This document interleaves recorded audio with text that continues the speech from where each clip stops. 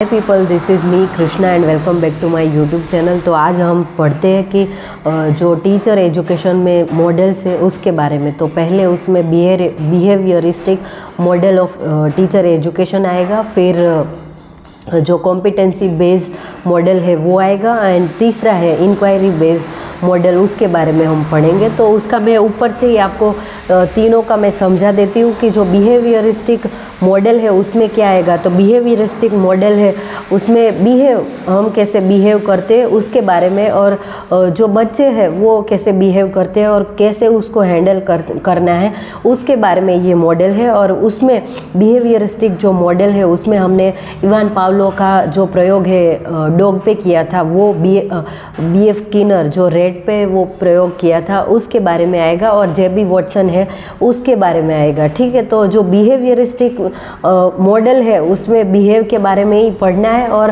हमने जो पहले मॉडल सारे पढ़ लिए, और जो एक्सपेरिमेंट है इवान पावलो का जो डॉग पे प्रयोग है कि कैसे हम खाना देके और कुछ भी हम रीइंफोर्स करके कैसे हम स्टूडेंट को कैसे हम बात मनवा सकते हैं, और हमारी बात है चीज़ों को हम कैसे मनवा सकते हैं उसके बारे में है। और वो जो प्रयोग है उसको हमें स्टडीज़ में हमें को रिलेट करना है, और इसके लिए हमें ये सारे मॉडल्स दिए जाते हैं। ठीक है, तो उसको हमें को रिलेट करके बच्चों को पढ़ाना है और उसको भी हमें इम्प्लीमेंट करना है। ठीक है, तो वो आ गया इवान पावलो का। फिर J.B. वॉटसन ने जो प्रयोग किया था वो पावलो का जो प्रयोग है उसके ऊपर ही था, तो हमें वो याद रखना है। और B.F. स्किनर ने जो प्रयोग किया रेड पे और एक पिजन पे, यानी एक कबूतर है उसके ऊपर, तो वो ऑपरेंट कंडीशन है उसके बारे में आएगा। तो ये सारी चीज़ें मैंने आपको पहले बता दी है, इसलिए मैं इसके बारे में ज़्यादा बता नहीं रही हूँ। और बिहेवियरिस्टिक जो मॉडल है उसमें ये आएगा, बट जो कॉम्पिटेंसी बेस्ड मॉडल है उसके बारे में हम बात करते हैं, और इंक्वायरी जो मॉडल है उसके बारे में, क्योंकि इसके बारे में हमने पहले कभी वीडियोज़ में बात नहीं की इसकी वजह से। तो जो कॉम्पिटेंसी बेस्ड मॉडल है उसमें आएगा कि ये जो है वो फोकस करता है on the student demonstration of desiring learning outcome as central to the learning process of teacher education. It is concern with the student progression through curriculum at their own pace, depth और etcetera. ठीक है, competency यानी हम कितना सीख पा रहे हैं। और कोई भी, मैं स्कूल में जाके अभी मेरे बच्चों की मैं टेस्ट लेती हूँ और मैं देखती हूँ कि बच्चे हैं, स्टूडेंट है, वो उनको कितना समझ में आ रहा है, वो खुद से क्या लिख पा रहे हैं, क्या क्वेश्चन आंसर कर रहे हैं। तो वो हम स्टूडेंट का हम कॉम्पिटेंसी है वो चेक करते हैं, उसके बारे में हम स्टूडेंट को देखेंगे कि उनका आंसर है वो कैसे निकल के आ रहा है, कितना समझ रहे हैं, और वो क्या समझ रहे हैं कि मैंने क्या समझाया है, क्या पढ़ाया है उसके बारे में। ठीक है, तो ये काफ़ी ईजी है। There is no course or no module. Every individual here has own skill or learning outcome which is known as competency. तो उसमें कोई ऐसा करिकुलम नहीं है, और उसमें ये आएगा कि मुझे खुद से क्या समझ में आ रहा है। और इसमें जो बच्चे हैं उनका खुद का देखना है हमें कि उनके खुद के स्किल्स है वो कैसे है उभर के आ रहे हैं। और इसमें कोई करिकुलम कोई भी मॉड्यूल नहीं है, और हमें बच्चों को देखना है वो कैसे पढ़ रहे हैं, कैसे आंसर कर रहे हैं, कैसे लिख रहे हैं, वो कॉम्पिटेंसी है। ठीक है, फिर हम देखते हैं कि competency based program tend to be reality oriented. The student spent a great deal of time in school interacting with children, and many of their competencies are evaluated in that setting. तो हम जो teachers होते हैं उनको हमें देखना होता है कि स्टूडेंट कैसे बिहेव कर रहे हैं, कैसे लिख रहे हैं, कैसे बोल रहे हैं, वो सब हम इवेल्युएट करते रहते हैं। ठीक है, फिर advantage of competency based model. तो इसके एडवांटेज क्या है? तो participant will achieve competencies required in the performance of their job. फिर participants get confidence as they succeed in mastering specific competencies. Training time used more effectively, and is facilitator of learning rather than just provider of information. More time is just spent with learner as opposed to presenting lecture. तो जो ये competency based model है उसमें student का काफ़ी फ़ायदा हो रहा है, क्योंकि उसमें हम देख रहे हैं, सीख रहे हैं और एक काम है वो हम स्टूडेंट को दे रहे हैं, तो it's very helpful to student, ठीक है।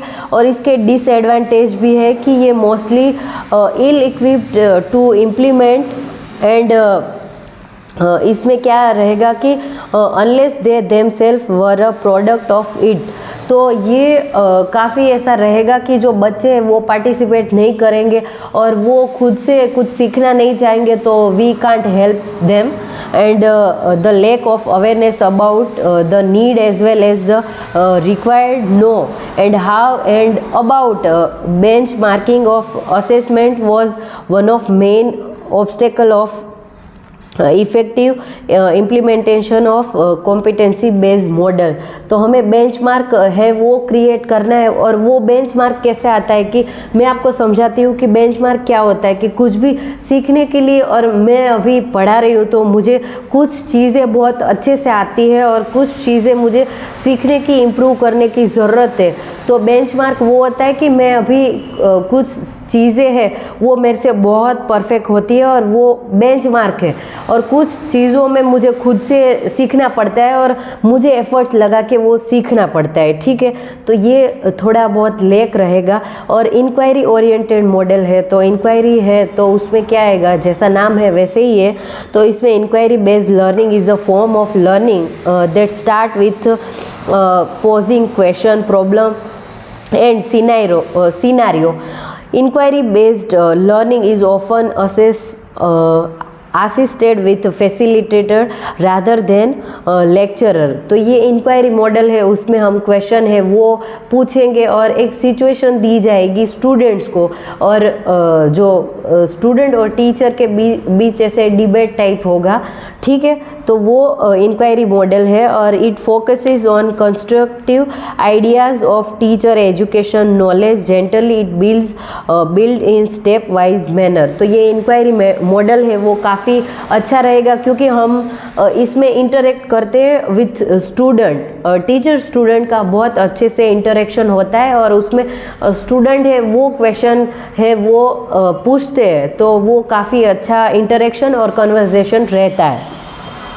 And the topics, problem and methods are used to answer the problems that are determined by the student and not the teacher. तो इसमें क्या रहेगा कि जो स्टूडेंट है वो भी क्वेश्चन रखेंगे और टीचर है उसको आंसर देना है, और इसमें ज़्यादातर स्टूडेंट है वो क्वेश्चन करेंगे, ठीक है। और इसमें फेज रहेगा कि स्टूडेंट टू मटेरियल, फिर इंटरेक्शन रहेगा, फर्स्ट इंटरेक्शन रहेगा, फिर क्लैरिफिकेशन एंड क्वेश्चन। तो पहले जो इंटरेक्शन है उसमें स्टूडेंट टू मटेरियल, तो स्टूडेंट है उसका मटेरियल के साथ इंटरेक्शन रहेगा। फिर स्टूडेंट टू पीयर यानी कि उनके जो साथ में बैठे हुए जो उसके क्लासमेट है वो पीयर ग्रुप, ठीक है। और स्टूडेंट टू एक्सपर्ट, तो वहाँ पे एक्सपर्ट कौन है, हम टीचर हो सकते हैं, कोई फैसिलिटेटर हो सकता है, मेंटर कोई भी हो सकता है, ठीक है। फिर स्टूडेंट टू मीडिया, तो ये सारी चीज़ें आएगी इंटरेक्शन में।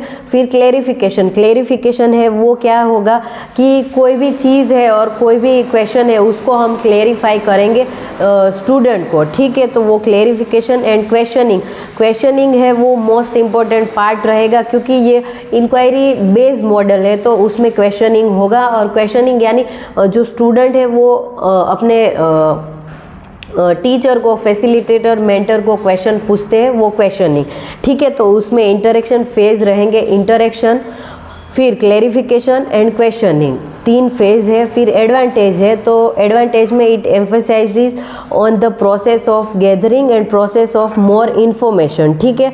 The approach involve some degrees of freedom that I leads to